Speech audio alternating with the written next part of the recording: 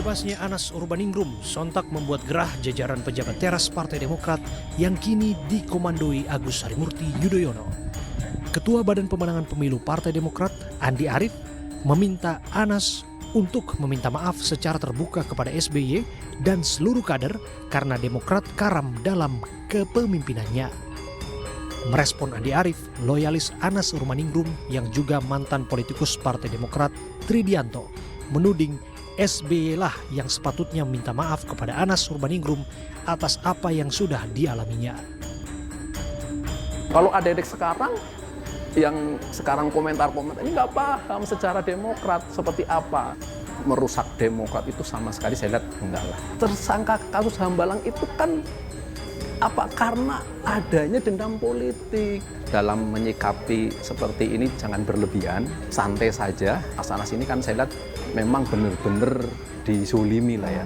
Ya kan gara-gara kongres itu. Ya semoga mungkin Pak SBY mau minta maaf di bulan Ramadan ini, ya kan? Karena saya yakin, seyakin-yakinnya dalam hati Pak SBY yang paling dalam ini, Pak SBY pun nyesal dengan kejadian seperti ini. Karena apa? Mas Anas itu dulu anak emasnya Pak SBY.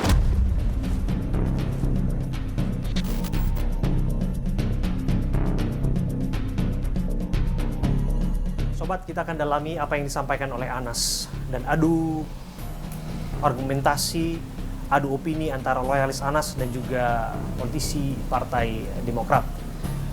Saya berbincang bersama dengan sahabat saya, Bung Adi Praitno.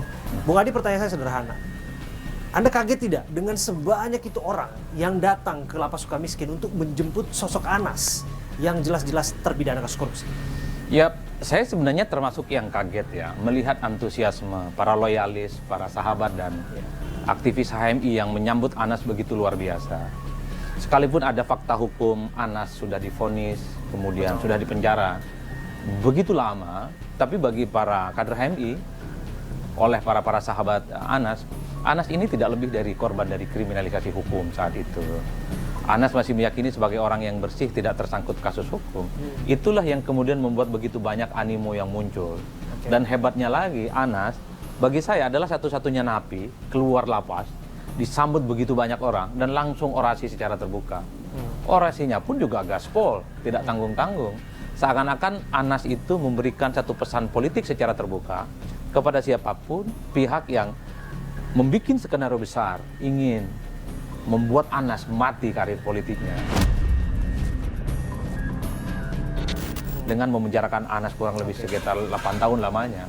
Kan itu yang kemudian Anas ingin tampilkan. Saya hidup, saya kembali dan disambut oleh begitu banyak orang yang ada di luar Lapas Sukamiskin. Kan pesan itu yang sebenarnya ingin Anas sampaikan kepada yang lain. Apakah pesannya termasuk bahwa yang bersangkutan ingin buktikan bahwa di balik lapas pun saya masih punya pengaruh dan masih kuat dan patut untuk perhitungan dalam politik dalam negeri?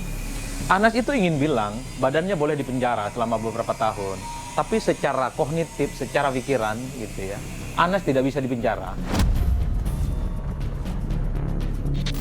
Anas secara simultan masih mampu mentransmisikan pikiran-pikiran politiknya kepada kader, kepada royalis, termasuk kepada aktivis-aktivis ini.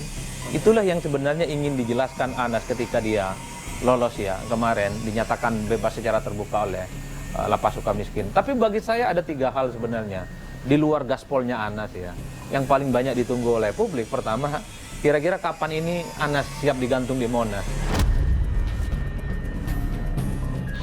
Dulu kalau tidak salah, Anas pernah memberikan satu statement politik. Kalau 1 rupiah pun Anas terbukti korupsi Hambalang, siap digantung di Monas. Pertanyaan itu sampai sekarang ditagih.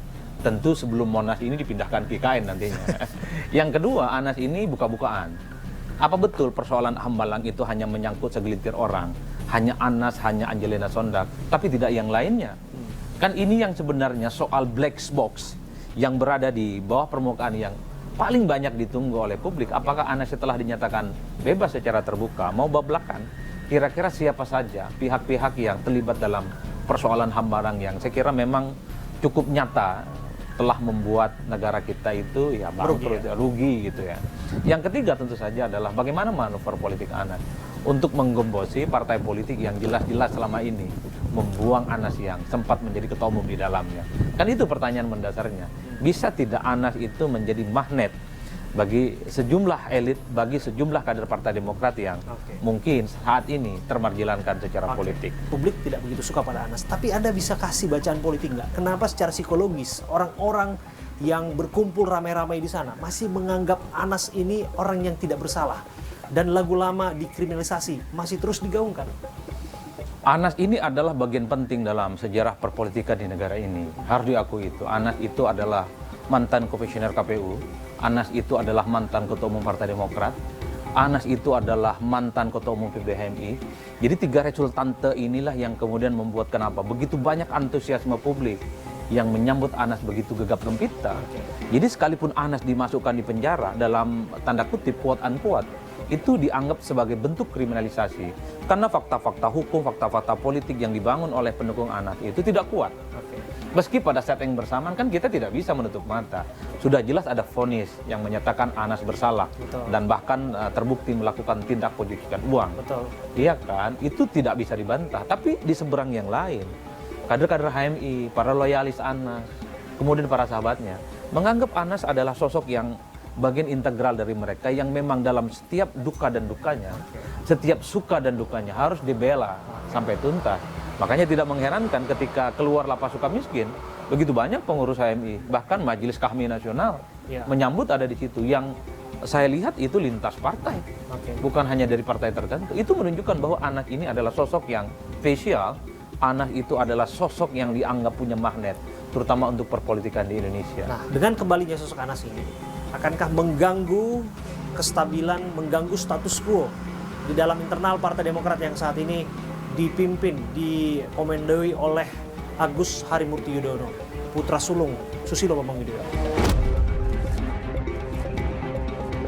Ya saya kira cukup mengganggu. Bahkan kita lihat secara terbuka. Sebelum Anas dinyatakan bebas secara terbuka kemarin, antara elit Demokrat dengan sejumlah loyalis Anas sudah terjadi perang terbuka untuk saling minta maaf. Andi Arief misalnya menyatakan Anas harus minta maaf kepada SBY.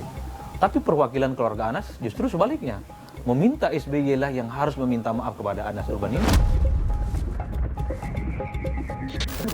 Dalam konteks itu, sepertinya ada klaim politik dari masing-masing kubu. Bahwa yang bersalah itu adalah SBY bagi kubu Anas.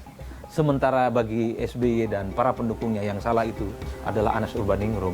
Ini klaim politik Mas yang sebenarnya membuat betapa kegaduhan itu akan terus berlanjut. Kenapa saya menyebut ini gangguan bagi Demokrat? Pertama, karena Demokrat itu saat ini sedang berusaha keras semaksimal mungkin bagaimana terus berupaya supaya AHY itu bisa diumumkan sebagai kandidat capres oleh Anies Baswedan dan Nasdem tentu saja. Sampai saat ini tidak kunjung usai. Tidak kunjung diumumkan. Yang kedua, yang paling penting adalah saat ini juga Partai Demokrat sedang menghadapi gugatan kubu Muldoko di Mahkamah Agung. Betul. Ini nggak gampang ini. Itu jelas serangan politik yang sebenarnya membuat musuh Partai Demokrat itu bertambah. Soal PK, kemudian ada Pak Muldoko, ada satu lagi, Anas Urbaningrum. Dan Anas secara nyata, dengan ciri khasnya, dia menyindir pihak-pihak yang telah memenjarakan dirinya. Anas ingin tunjukkan, Anas tidak pernah mati.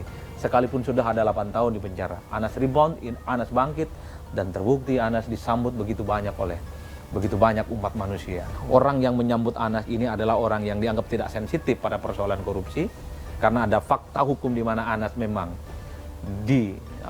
dituduh melakukan pelanggaran korupsi. Tapi ingat sekali lagi, Anas itu adalah simbol kekuatan politik di HMI yang tidak pernah tergantikan.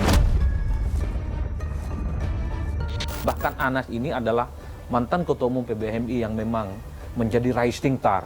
Cuman karena diganggu persoalan hambalang, diganggu oleh rezim, ada persoalan hukum, seakan-akan Anas itu ingin dihilangkan dalam konteks itu semua.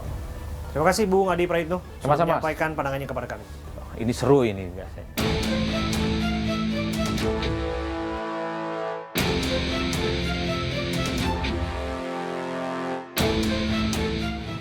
Sobat, Anas Urbaningrum sudah menunaikan masa tahanannya. Tapi, tak semua orang membencinya. Faktanya, ada kelompok orang yang masih mendambakannya. Status mantan tahanan narapidana korupsi tak serta-merta membuat dirinya dibenci. Mengapa ini bisa terjadi? Terus terang, saya pun tak mengerti. Yang saya mau katakan, ini adalah anomali di Bumi Pertiwi. Saya Abraham Silaban, pamit undur diri.